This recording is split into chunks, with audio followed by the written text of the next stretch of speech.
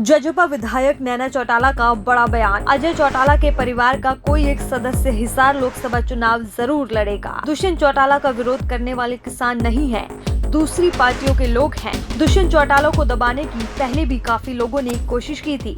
ना तो दुष्यंत डरेगा और ना ही झुकेगा। दुष्यंत संघर्ष करता रहेगा और संघर्ष के जरिए ही एक दिन हरियाणा का मुख्यमंत्री बनेगा। लोकसभा चुनाव के लिए जजपा की तैयारियां पूरी।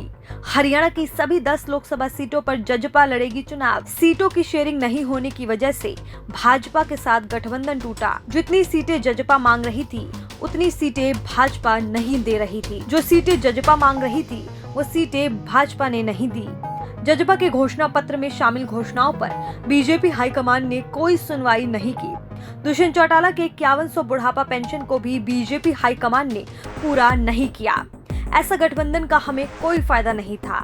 इस तरह के गठबंधन का जजपा पर कोई असर नहीं है।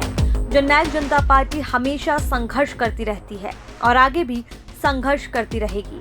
संघर्ष के जरिए ही चुनाव भी जीतेंगे। दूसरी पार्टियों की तरह ही बीजेपी के नेता भी रोजाना गठबंधन टूटने की बात करते थे।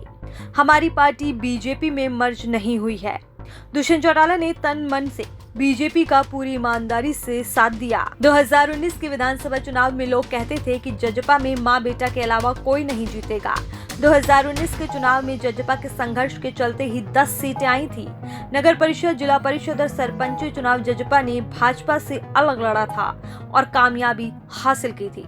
उसी तरह जजपा लोकसभा चुनाव भी अलग ही लड़ेगी।